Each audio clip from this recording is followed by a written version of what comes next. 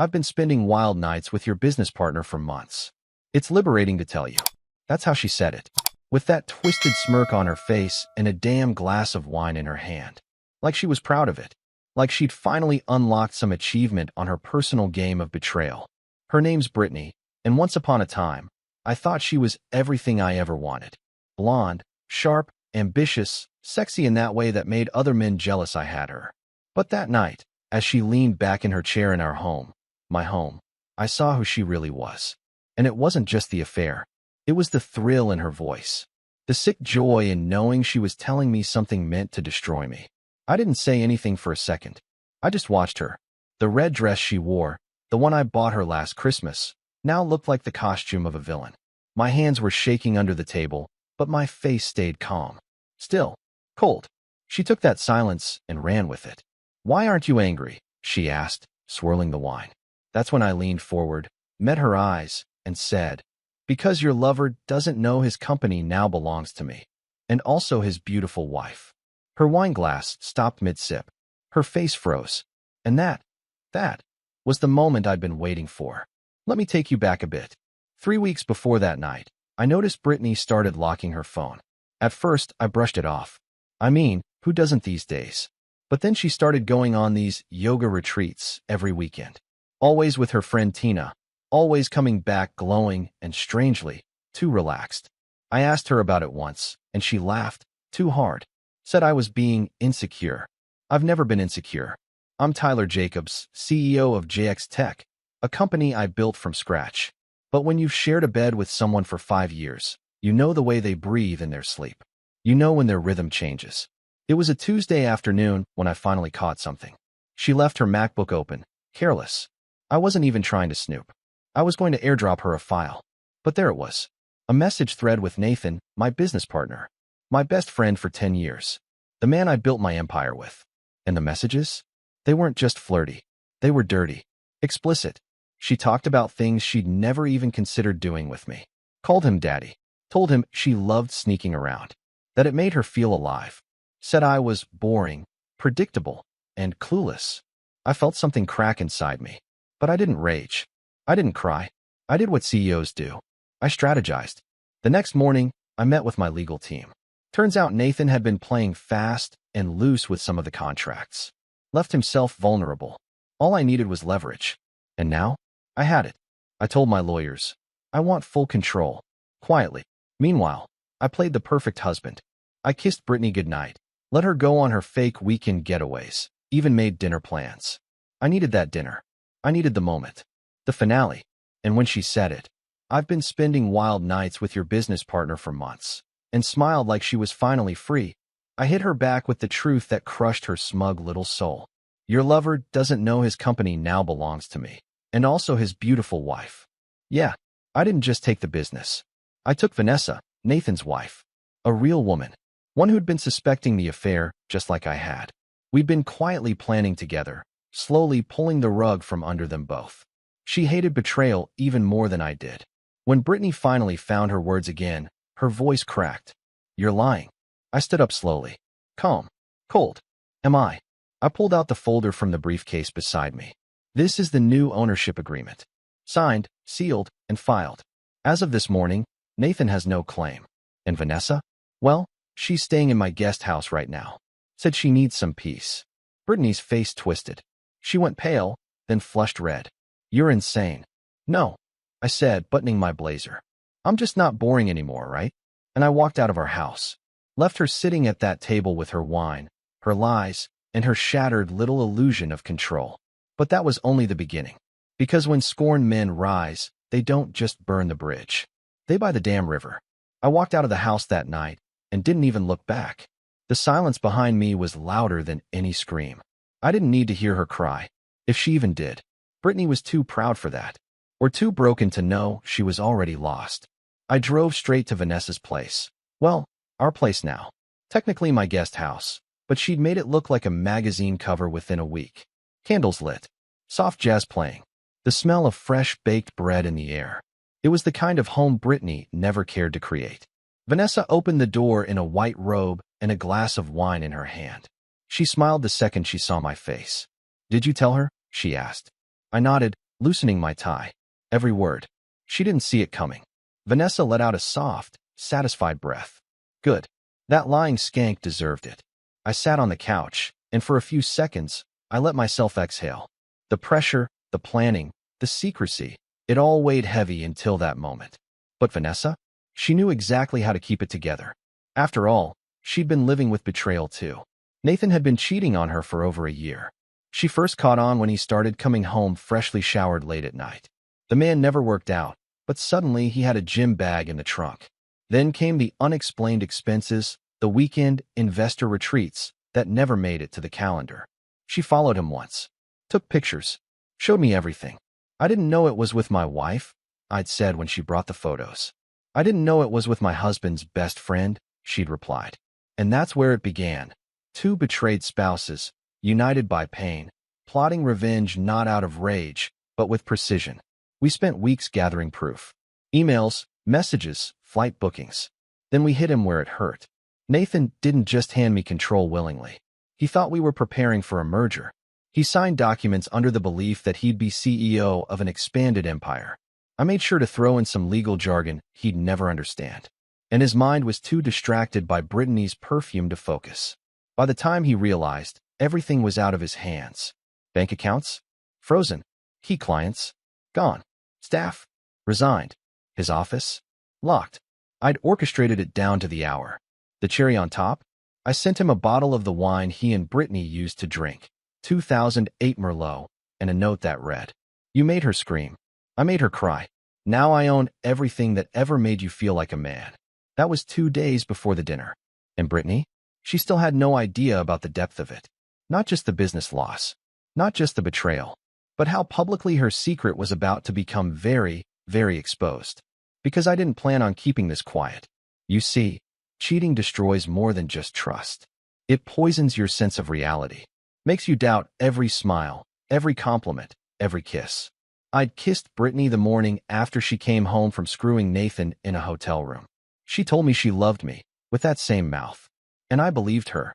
That's the part that stays with you. But now I had power again. And this time, I wasn't going to be quiet about it. Tomorrow, we'd go to war. Because Brittany was about to find out the second phase of my plan. She wasn't just going to lose her marriage. She was going to lose everything she thought made her untouchable. The next morning started quietly. Too quietly. I was in my office sipping coffee when Brittany stormed in like a tornado in heels. She didn't knock, just slammed the door open and stood there, seething. Her hair was wild, makeup smeared, eyes red, but not from crying. From rage. "You think you're clever, don't you?" she hissed. I looked up calmly, put the coffee down, and leaned back in my chair. "I know I am," I said. She marched over and slammed both hands on my desk. "You embarrassed me. Do you know how it felt when I got home and realized I had nothing left? My cards, frozen. My phone cut off. The car, you took the damn car. My car, I corrected. And your cards were on my account. Your phone was on my plan. You didn't lose anything, Brittany. You never had it." Her nostrils flared, and I could see the panic building beneath the surface of her fury. "What did you do to Nathan?" she asked, her voice trembling now. "He won't answer my calls." I stood slowly, walked around the desk, and leaned in close enough for her to smell the calm on me. "He's probably too busy packing his things. HR escorted him out of the building this morning. His office is being cleared out." She laughed bitterly. "You're bluffing. This is insane. I'll sue you." "For what?" I raised an eyebrow.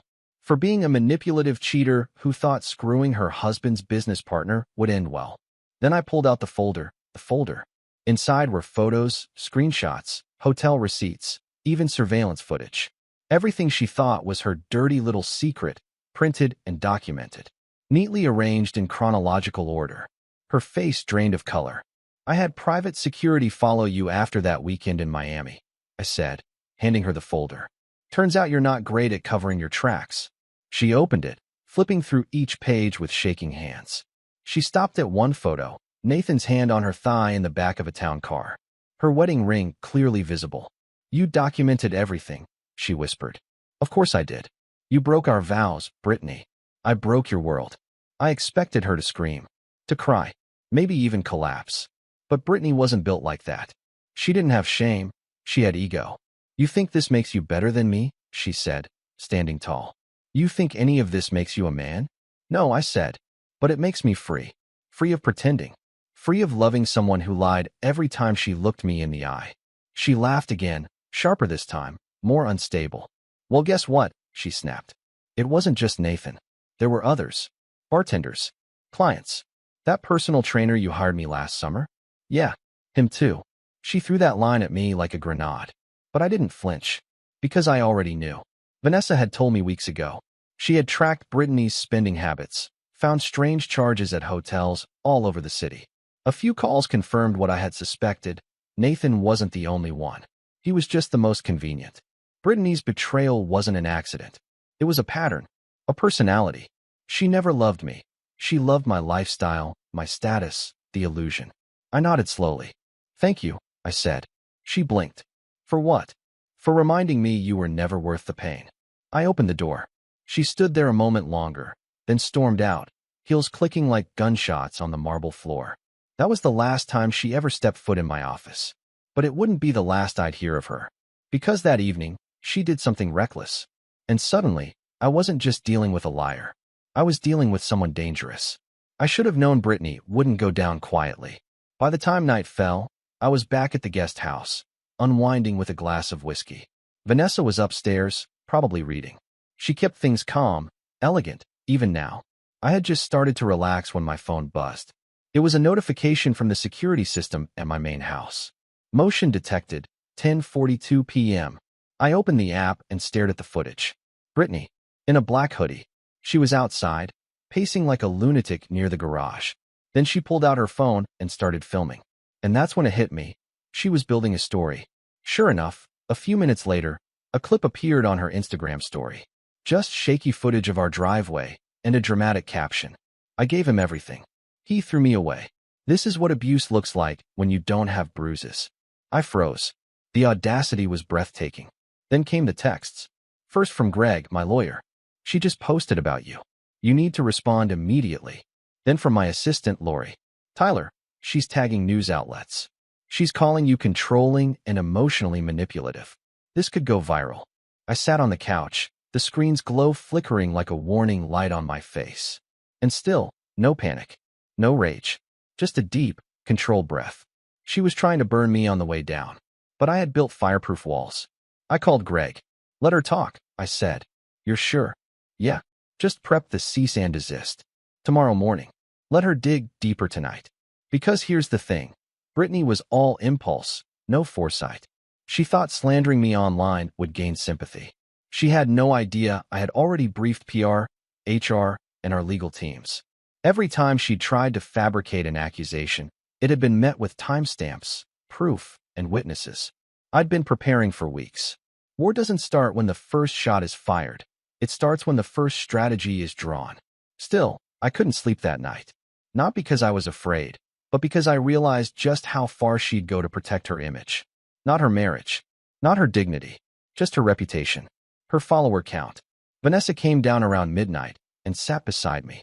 She's unraveling, she said gently, watching me. I know. Do you regret any of it? I paused. Thought about it. I regret not seeing her clearly sooner. Vanessa nodded. Then she did something I didn't expect. She held my hand. You're not alone in this, she said. And that's when it hit me. This whole time, I thought I was acting alone, executing revenge like some cold mastermind. But I wasn't. Vanessa had been right there. Strong. Focused. With her own scars. We were both survivors of the same storm. And now, the woman who betrayed me was trying to start a wildfire. But I wasn't just ready for it. I was holding the extinguisher in one hand and her secrets in the other. Because the next day, I was going to release something Brittany never saw coming. She wanted drama? Fine. I was going to give her a headline. One she could never erase. The next morning, Brittany woke up to a storm she didn't control. She thought she was setting the narrative. That she'd paint herself as the heartbroken wife, abandoned by her cold, powerful husband. But when she logged in to see how her post was trending, she found something else entirely. I uploaded a video. Just 2 minutes long. But it was all I needed. The video started with Brittany laughing. Her laugh, that wicked, cocky laugh, taken from one of the many private recordings I had captured with home surveillance she had long forgotten about. In the background, her voice echoed. Honestly, I've been juggling Nathan and 2 others. Tyler has no idea. I could lie to him in my sleep. Cut to her words, clear as crystal, bragging to someone on a call. I'm not in love with Tyler. I'm in love with the lifestyle. The yacht, the black card, the attention. Tyler, he's just the dumbass who pays for it. No commentary, no music, no fancy edits. Just Brittany, exposing herself. Within 30 minutes, the clip had over 100,000 views. Comments exploded. Women and men both dragging her through the mud, calling her a narcissist, a manipulator, a disgrace. Even the gossip blogs picked it up. CEO's wife exposed herself in leaked audio. One headline read, "She called me 6 times that morning. I didn't answer." Then she texted, "Brittany, you're destroying me. Take it down." Me. "You started this war, remember?" She had no idea that legally, I was in the clear. Our prenup gave me full discretion over media protection in case of public disputes. Ironically, she signed it thinking I'd be the one to mess up. Instead, she gave me every weapon I needed. She posted again, this time trying to cry on camera. But people weren't buying it. Too late. Too fake. Then Nathan chimed in. Yeah, that clown finally showed his face. He posted a long-winded apology on his business profile about stepping away from the company, claiming he needed time to heal. But he didn't mention Brittany once, because Vanessa had already filed for divorce and taken half of his assets. And I made sure the other half was just legal dust, nothing real to grab. That day, I walked into the office to a standing ovation. The staff had seen the drama unfold online. They knew Brittany. They hated Brittany. She'd treated them like dirt for years, flaunting my money and making demands like she ran the place. Now they saw the king take his throne back. But beneath the victory, I felt something else. Not joy, not triumph, just stillness. The kind of stillness you feel after a long, brutal storm. Your house is still standing, but everything around it looks different. The world feels quieter, colder. Vanessa called around lunch. She just tried to get into my building, she said calmly. Did you call security? They already turned her away. I just thought you'd want to know. Of course Brittany would go to Vanessa. She'd want to scream, to blame, to beg maybe. But the truth was, she'd burned every bridge. And now she was on an island, all alone. I hung up and sat in silence for a while. Because that's when it really started to hit me. The war was almost over. But the damage? That would stay with all of us forever. 2 days passed. 2 very quiet, eerie days. No phone calls. No new drama. Brittany had gone radio silent. Part of me wanted to believe it was over, that she'd finally realized she couldn't win. But if there's one thing I learned about Brittany, it's that silence isn't surrender. It's the sound she makes when she's planning something worse. I was right. On the 3rd morning, I opened my front door and found a box on the porch. No name. No return address. Just a white box tied with a black ribbon. I stared at it for a long second. My instinct screamed. I called security, had them scan it, check for tracking or hidden devices. Nothing. It was safe. But what was inside? I opened it slowly. Inside, a flash drive and a handwritten note. If you want to know what your precious Vanessa is really like, press play. I stood there, fingers tightening around the flash drive like it was a trigger. I didn't want to believe Brittany could drag Vanessa into this. But at the same time, if Brittany had anything, even a sliver of something damaging, she'd use it. I plugged the drive into my laptop. There was only one file. I clicked. It started with Vanessa. On a phone call. Her voice low, almost whispering. Yes, I'm staying close to him. Of course. He's vulnerable right now. I'll get what I need. Then, silence. Then her voice again. Once this is all over, the company will be mine. And so will the beach house. The screen went black. I sat there. Frozen. No context. No dates. Just those damning words. My mind raced. Was it fake? Manipulated? Or real? I didn't want to believe it. But Brittany was smart. Twisted, but smart. She knew exactly what to attack. Trust. The one thing I thought I still had with Vanessa. And now? I didn't even know what was real anymore. I called Vanessa. No answer. I texted her. Need to talk. Urgently. She responded 5 minutes later. Come by. I drove to the guest house with a knot in my gut. The same feeling I had when I first found out about Brittany. That cold, sharp twist that tells you, you're about to lose something again. Vanessa opened the door like nothing was wrong. Hey, she said, stepping aside. You okay? I walked in without a word, pulled out the flash drive, and handed it to her. She stared at it, then at me. What is this? Just watch. I waited while she plugged it in, watched her face as her own voice played back to her. She didn't blink, didn't flinch. When it ended, she stood there, holding the desk with both hands. That's not real, she said softly. Tyler, that's not real. Then explain it. She turned to me, eyes wide, desperate. That's from a conversation I had with my lawyer. I was venting. I was angry. I was sarcastic. He said if I played things right, maybe I'd get the house. I laughed and said that. It was sarcasm. You have to believe me. I looked at her, trying to read between her panic and her pain. Was this the truth? Or just another layer of betrayal? I don't know what to believe anymore, I admitted. She stepped closer. I'm not Brittany, she said. And I never will be. But if you can't trust me now, then maybe she wins after all. That hit me. Hard. Because she was right. This was Brittany's endgame. Not to win me back. Not to save face. But to ruin whatever good was left in my life. To make me afraid to trust again. To make me her, bitter, alone, and poisoned by paranoia. I stepped back, needing space. Needing air. I need time, I said. Vanessa nodded, holding back tears. Take all the time you need. But don't let her turn you into someone you're not.